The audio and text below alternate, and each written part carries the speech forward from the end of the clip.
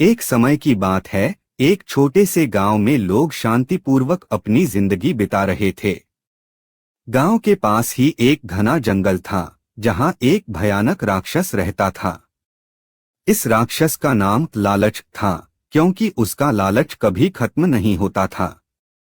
वह जंगल में बसे हर जीव जंतु से लेकर गांव के लोगों तक सबकी संपत्ति पर नजर रखता था। जो भी उसके इलाके से गुजरता, वह उससे कुछ न कुछ छीनने की कोशिश करता। राक्षस लालच दिन ब दिन और अधिक लालची होता जा रहा था। उसने गांव वालों से अनगिनत धन दौलत, सोना चांदी और यहाँ तक कि खाने पीने की चीजें भी मांगनी शुरू कर दी थीं। लोग उससे डरते थे, क्योंकि वह बेहद शक्तिशाली था। उसकी भयानक दहाड़ सुनकर ही गांव वाले कांप उठते थे। लालच ने गांव के लोगों की शांति छीन ली थी। हर पूर्णिमा की रात लालच गांव में आता और कहता, मुझे और धन चाहिए और सोना चाहिए। अगर नहीं दोगे तो मैं तुम्हें बर्बाद कर दूंगा। उसकी बात सुनकर लोग घबराए रहते और उसे अपने पास की चीजें दे देते। पर लालच का पेट कभी नहीं भरता था, उसकी मांगें बढ़ती ही जा रही थीं। गांव के एक बूढ़े बुजुर्ग, जो बहुत ही ज्ञानी और समझदार थे, उन्होंने सोचा, अगर लालच का लालच इसी तरह बढ़ता रहा तो वह एक दिन हमारे पूरे गांव को नष्ट कर देगा।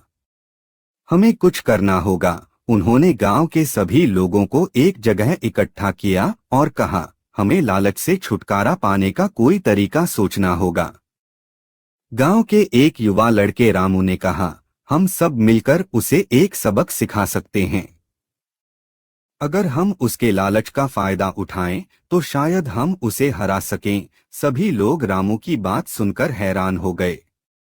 उन्होंने पूछा, कैसे? रामू ने समझाया, लालच को सोने और धन की भूख है। अगर हम उसे अपनी एक योजना में फंसा लें तो वह खुद ही अपनी मूर्खता का शिकार बन जाएगा। रामू और गांव के लोगों ने मिलकर एक योजना बनाई। उन्होंने जंगल के पास एक बड़ा खड्डा खोदा और उसे पत्तियों और टहनियों से ढक दिया। खड्डे के पास एक बड़ी चमचमाती मटका रखी, जो सोने के सिक्कों से भरी हुई दिखाई देती थी, पर वास्तव में वह मटके के ऊपर की केवल एक परत थी। अंदर का हिस्सा खाली था। जब रात हुई और पूर्णिमा की चांदनी छाई, लालच राक्षस गांव की ओर आया। उसने चमचमाते मटके को देखा और उसकी आंखें चमक उठीं। उसने जोर से दहाड़ते हुए कहा, मुझे यह सोना चाहिए, यह मेरा है।